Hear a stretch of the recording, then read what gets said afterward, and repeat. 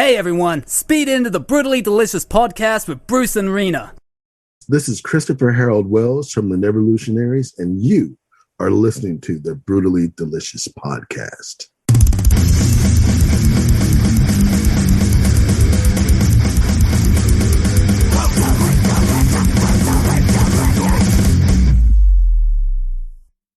Oh, yeah. So thanks for joining us. Again, that's my partner, Riina. Thank you for having me. Thank you very much. For those not familiar with the Neverlutionaries, can you just give us your 2-sentence boardroom pitch? It's essentially a band with rock at its core that has different variants of textures. I can go to really trippy and kind of atmospheric to just kind of drop D, going for it, chugging away at it. I've always been a real fan of a big fan of the riff. You know, I grew up on Kiss and Zeppelin, so I earned it. I got it properly. And it's pretty much like life. You know, some songs are going to be kind of laid back. Some songs are going to be really direct. Some songs are going to be kind of, you know, like, what in the hell is that? You know, kind of like the past year. But so that's essentially what it is, you know, and the texture doesn't matter, you know, because my voice is the thing that kind of ties it all together. So it's, you know, but I love the rock, man. Big rock. For sure. What kind of experience or training do you bring to the music? I mean, are you professionally trained, or you just grew up playing in your garage like me, or how'd that work out? A little bit of everything. My parents realized I was a ham at quite an early age. So they got me into doing community plays and musicals, and I actually enjoyed waking up at the crack of ass and doing musicals just because I love the thing of entertaining people. Like, There's something about putting a smile on someone's face, you know, and just kind of providing an escape. So I really got into it at that point. And then in my teens, I spent my formative years in Raleigh, and grew up it was a really awesome scene with like COC heading the way and a lot of Confessor, all these really killer bands. Right. And I was in a band called Peasants of the Apocalypse, and we kind of tied into that whole kind of thing. But it was neat too, because Raleigh at the time had some really good acts, and they were all different. There was Cry of Love, and they were like a Southern rock thing. And there was a DAG, and they were a funk thing. And then there was COC, and ironically, they were all produced by John Custer. Oh, really? Who did all, you know, he's done actually all the COC records, I believe. From Blind was his first one. Gotcha. So, and I'm going to let Riina jump here in a second, but as far as the writing goes, do you do most of the writing yourself, or is it like more? Essentially, the deal with the Neverlutionaries is kind of like, I wrote all of it, and except for there's one song called the L Street Stomp, which is the last song on the album. And that was a collaboration of some writing cats I know in San Francisco at Hyde Street, something they kind of had laying around. And I was like, yeah, put it on. And I just kind of had a crazy walk off the top of my head and came up with some lyrics. But God, I got a little off the question. No, that's fine. But yeah, so it's, yeah, I just like to rock, man. Awesome. Pure and simple. Riina? Yeah, so I listened to a lot of the stuff that you did, and there's definitely a lot of variety in the songs, like you said, and I think that's really cool. Like, I could definitely hear influences from Tom Waits to Nine Inch Nails to, you know, to Alice in Chains and stuff like that. There's a lot of good stuff there. And I applaud you for your like adventurism in making music. Thank and you. Also, I want to say, I am stealing "Waking Up at the Crack of Ass." I'm stealing. You can take that. You can own that as well. I think I could split the copyright on that with you. I could use the money. I'm a single mom. Woo, I hear you. My thoughts, good energy and light goes out to you. Thank you. No, it's like for getting that though, Riina. That's one of the main things, you know, because there's a safety. Like if you heard like Metallica doing a funk record, it might not be quite the same, because they know where their lane is, and they've been lucky to have such a defined path in musical history. And for me, I want to have a legacy of like, you know, I could go over here, go over there, and it still comes around and has that continuity, because a lot of times everything does not translate heavily to acoustic. Like I couldn't imagine like listening to acoustic Meshuggah or something. Right. It would just sound like string slapping, you know, just all over the place, and there wouldn't be any definition. So they're needed, but for my personal journey, I want to explore. I think it would almost be very painful experience to like, you have to stay right here. For me personally, you have to stay right within these confines and write and create right there. Stay right there, because I'm influenced by so much. I mean, I still like to just ask random people like, who are you listening to? Who are you listening to? Because you never know. Every favorite band I have, somebody turned me on to them, and I didn't discover them just randomly flipping up, you know, down the dial or whatever, or, you know, it was something that someone suggested, oh, you got to hear this, or someone else I knew had a record, you know. Like I remember a few days before, I guess around Christmas time, and I was a wee laddie, and a friend of mine put on a Rush record after school. We were sitting around hanging out, having coffee, and I heard the bass line of Free Will, and I just heard the aggression and the power and the way Geddy Lee just kind of like, he yielded that bass like a freaking axe. It wasn't just like he played it, he yielded it. And so all of my bands at first, like Peasants of the Apocalypse, was a 3-piece where I sang bass, I sang and played bass, had a cool drummer, cool guitar player, because that was such a great influence. How, you know, think about an orchestra, how you can have all these sounds and they can bring a oneness to this music. Or you can have 3 dudes or 3 girls that just rock the hell out. And there's something about their energy that creates something palpable that makes it a force. You know, the French call it je ne sais quoi. It's an it. You can't sit there and say, oh, he has Quindar number 9, which making him jam his ass off. You know, you it's put just your finger on it. It's one of these beautiful things of life, you know, just having that power to translate emotion into something that I can let you listen to, or I can let Riina listen to, and you can hear it, and you can actually see, well, wow, I guess he was at that place. For me, that's really magical. You know, it's really magical. It's very profound, because so many people walk through life not having a way to express, and we all feel stuff. We all do. Even the ones that say, I don't feel anything, they're feeling it worse than the ones that can admit it. Right. You know, so my thing is, let it out. And if you let it out, it can be your savior. Like music for me, I've been through addictions in my past. And the thing that saved me was, at the end of the day, I would always make sure I got good sleep, and I always made sure I didn't miss a session or a rehearsal. Yep. And I never let anything get the best of me, because I realized, even at a young age, and at, you know, an age when most people are kind of falling by the wayside, that this is some deep, you know, deep stuff, and I feel sacred. Yeah.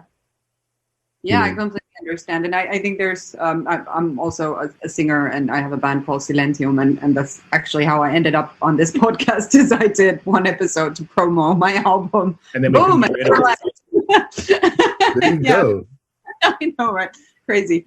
But anyway, I talked about it, I think, in my episode and in all the interviews that I did, how I find it's sort of like our duty even to use that channel and use that skill to portray those emotions and offer that channel of sharing and expression when you don't have maybe the resources yourself as a person to sort of bring that out, so you can then co-share the emotion through the music. And I appreciate you talking about your problems with addiction. My problem is depression. So like, this is something that I can then share and try to alleviate somebody else's pain by then putting those experiences into words and into notes and into beautiful melodies and so on. So it's a beautiful, it's a calling. It's like, I feel like everyone gets to walk up to that sword, with, stuck in the stone, but only a few can pull it out, and I feel like I was lucky that, because I've never had to go to, and I think when artists especially, you can't be a pure real artist unless you're kind of emotional and a little bit too much at times. Right. And so we're all a little bit askew in our own special way. I have a friend who's like, y'all got a little special sauce going, you creative people. I'm like, you're darn right. Just depends on how levels of spicy. But it's an honorable, beautiful thing, because you never know. You could sing a song one day to someone and like, hey, check this out. And they could be in the mood where they want to check out. And you might mention a word in this song that, like, or a phrase that brings this person back to a point. I've actually had a couple of people say that they listened to a couple of songs of mine and it made them kind of hang in there. And that hit me so hard, and it wasn't like, hey, that was cool. It was like, damn, they connected with and that's the beauty of it. That's why it's like it's a calling. Like, I don't know about I know, Bruce, you played music, right? Yeah, I mean, I'm a hack, but yeah, I've played in and out of bands when I was a kid. No longer, but up in New York, right? In New York, right? Long Island, yes, sir. I do my research as well. But so we can all understand and we can all concur. We've all had those periods in our lives where we're just having a crappy day, and you either hear a song or you hear a riff in your head. And even just for the past year, when I finished half the record and I was coming back home to hang out, then it was like, yeah, I was set to fly off to Paris, do a lot of pre-press and a few shows over there to turn Europe onto the Neverlutionaries first. And I sat there for a few weeks and I looked at CNN and just went, oh, and I was frozen spiritually. I couldn't write, and I tried to, but everything I was coming up with was corny as hell. Like that going through the motion stuff. Like, yeah, I wrote something. Yeah, it sounds like Mary had a little ham, but you wrote it. But my thing is,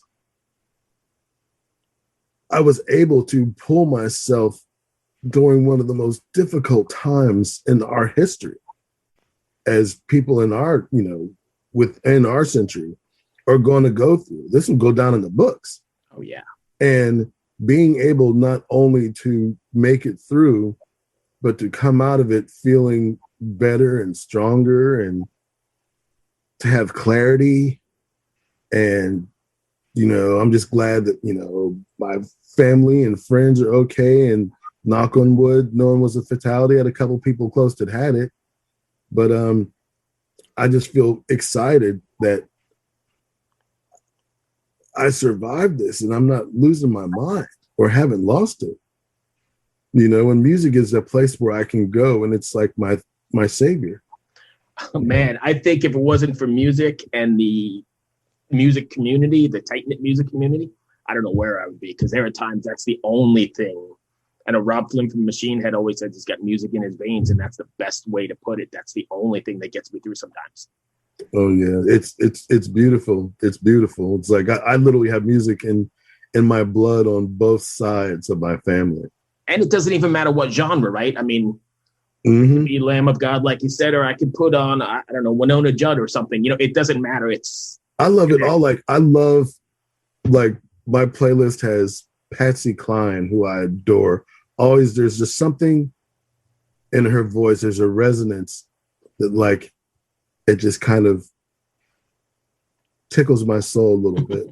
Mm-hmm. That's I know that sounds kind of weird. Sorry about the but but it's one of these things that, like, it's moving and it's deep and like Kind of Blue by Miles Davis. Having a weird day or slightly hungover and just listening to that on a Sunday morning, it's magical. It takes things away. It provides perspective and escape. And And then, the brutality of like, I'm a fan of Down. I love how they, they're crunchy. I think Jimmy Bower was in Richmond for a while, wasn't he? Yeah. Yeah. But, that's Richmond, New Orleans, a little different there. Yes. But they have a lot that they bring to the table. Like I feel lucky to, one of my first gigs in the industry was being Pepper's guitar tech. Oh, really? Mm-hmm. Nice. When they were on Columbia, I think it was either Deliverance or Wise Blood. But, I learned a lot about being professional from supposedly one of the craziest guys in the business, man. But that dude's smart as a whip. I've interviewed him a few times, and he's smart really as nice a whip, and he keeps it. He's a Taurus, so keep it real. Yeah. And if you don't want the truth, don't ask him. Yep. Very nice guy, though. Just to let you know. But I feel stoked to like grew up with all those guys. Like Reed was one of my dear friends, and he actually, the day we started tracking this record was the last day I saw him. Really? It was like Christmas Day. Wow.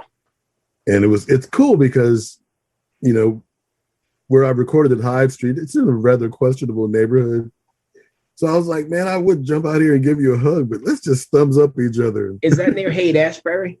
It is in the Tenderloin. So it that's like the Dead City, right? That's like Grateful Dead territory?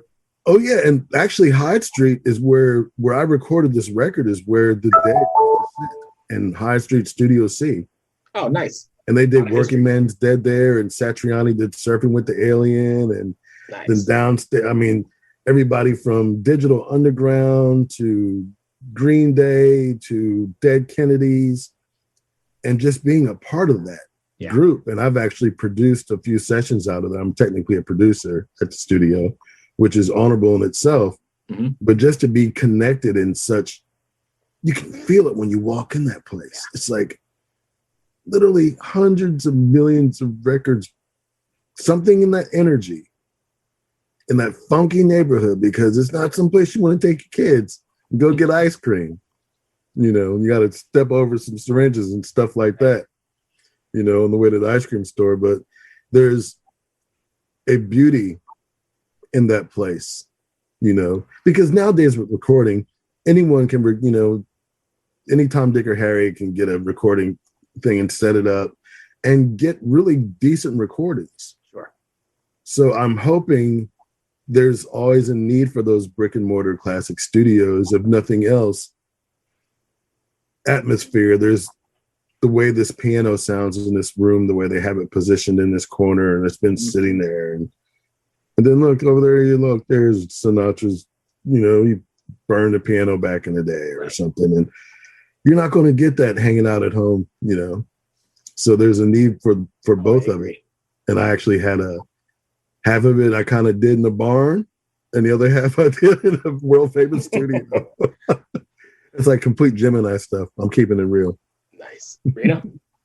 Way too little albums recorded in barns these days, so kudos for that too. That's really interesting. One thing I have to say is that you are wearing the coolest hat I was thinking the same thing. In my entire life, and suspect we'll never see a cooler hat as long as I live. And Riina will tell you, I actually gotta, the next time we talk, I have lots of cool hats. I don't know. It's like, I've always had a thing for hats. That's cool. Not everybody can pull off hats, but you can definitely pull that off. And it's extremely, is it leather? Yes, it is. That's nice. I have a thing for hats too, and I post them all the time and send them, and Rina's always making fun of me with them. So maybe I can't pull it off as slick as you can. It's the hair. It's the hair, and I've got a melon head for some reason. It's just huge. I do too. I wear a like extra large hat, and even the hat right now. If you listen really closely, you can hear it go. You say that, but it's really funny because I know this is totally off topic, but what the hell? I have a hard time finding hats that actually fit because I have such a big, abnormally large head. Exactly. Your head is your head is oddly large. But I like to think it holds all the good looks and the brain. So we'll leave it up to the intelligence. Yeah, man. I mean, I don't know too many smart people with little tiny heads. Not trying to be funny. Right, there you go. But if you got a big head, either be careful. I was thinking it equates to something else as well. I think there's a saying, right? The bigger your head, the bigger your... Oh, no. I wasn't even going there. I wouldn't even go near there with a lady. But I was just saying, it's like, you know, some people just have really big heads and they're either really smart or they're really not. Yeah, I was going to go even darker and say that either you're really smart or you were born prior to, I think, 1978 when they invented the vowel for like, you know, the waterhead syndrome for babies. You have a vowel? Yeah, like, you know, because we're going way off. down a rabbit hole. This is what happens on this podcast. But definitely, that was a thing. Like, usually in the 70s, 60s, 70s, if your baby was born with that syndrome where, like, liquid fluids just start to accumulate into the head, it was a death sentence that, you know, the kid would die. But then they invented, I think it was in the late 70s or early 80s, that they invented this vowel that they put like to the neck that could then, you know, release the fluids and save the life and save the brain. But there's like a handful of people that were like the first to get that treatment. So what actually happened was the damage was already done for the most part. You know, that we have some people that only have the brain cortex, isn't that like the outer layer of the brain? Basically empty on the inside. There's only the top layer, but they go on and live normal lives with normal IQs and so on. And this raises a lot of questions of the brain and how it's being used and how like incredibly flexible and able to sort of adapt this organ is when it like somehow like encounters a trauma. Because we know of people who somehow like they get like head trauma and they, for instance, lose their sight, but then suddenly the hearing gets extremely good because the brain is trying to cope. And it's like it's rewiring and trying to improvise. Yeah, compensate. That was the word my stupid Finnish brain was looking for. My big head remembered that word, and we were good. Proof. Oh, wow. Anyway, I don't know how we got here, but let's take it back and close out this interview. For those who want to find the Neverlutionaries, can you drop your websites and how they can get you? You can find me on all the social media. Instagram, it's the Neverlutionaries 1, and you can get it on iTunes and all the streaming platforms that you usually go to get your jams for you to get your jams on.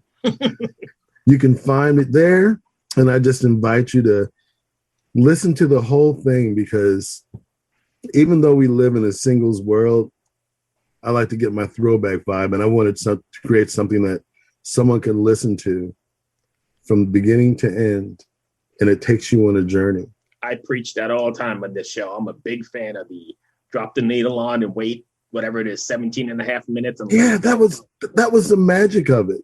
Yep. And then, you know, like I remember getting the first album I ever got. My dad, he's so cool. He got me Kiss Rock and Roll Over. Oh, one of my favorites. And I remember just listening to it and spinning the record around and listening to it, and I got obsessed with it. That's got Ladies Room on it, right? Yes, meet you, greet you in the ladies' room. Yep. Yep. And I was in the Kiss Army. So literally, I've always loved rock my whole life. My whole entire life. It was always like, you know, so I had cousins that were into Hendrix and stuff like that, and Floyd, and they would like, listen to this, little cousin, check this out. Yeah. And I was like, They probably try to scare the bejesus out of me, but it actually had a positive effect. Reverse, right? Yeah, like I love it. I love just the fact of that I can write a song. And Riina, you're in Finland? Yeah. And someone in Finland can hear this song that came from here and it ends up out there. That's the most beautiful, magical thing. And so I've already had the best success with the release of this record. You know, no one sells 10 million records anymore. That's unrealistic. Right. I just want to put my groove out there and hope people vibe on it, you know, and have like another band like, hey, watch out. You're falling, Bruce. Oh my God, Bruce, your background. Bruce, I thought he was having Stupid I dog. was like, oh no. Backwards. Are they having an earthquake in Richmond? No, I got my stupid dog that just knocked over the stand. Sorry. Oh. Oh, Oh. great. I got one at the door here. He's trying to get in. That's Hopefully you funny. can't hear him whining. Christopher, thank you for taking the time. That was a great interview. Good Thank job. you. Thanks to both of you. Be was well. nice Good luck with the record, and I'll talk to you soon online. Thank you so much. All right. Be Take well, care. my friend. Bye. Cheers. Bye. Cheers. Hello out there. Yes, hello out there, everyone. I'm Hal Schwartz. And I'm Flynn McLean. Together we host None But the Brave, a podcast dedicated to the music and career of Bruce Springsteen. Bruce and E Street Band are on tour right now for the first time in 6 years, and we're taking a detailed look at what's happening on stage in our bi-weekly episodes. We've also been recently joined by some very exciting guests, including rock journalist Warren Zanes and Stephen Hayden, Backstreet's Magazine founder Charles Cross, and Barstool's Kirk Minahan. If you're a diehard Springsteen fan, this is the show for you. So please subscribe to None But the Brave on your favorite podcasting platform, and we hope to see you further on up the road. Thank you so much. We'll be seeing you.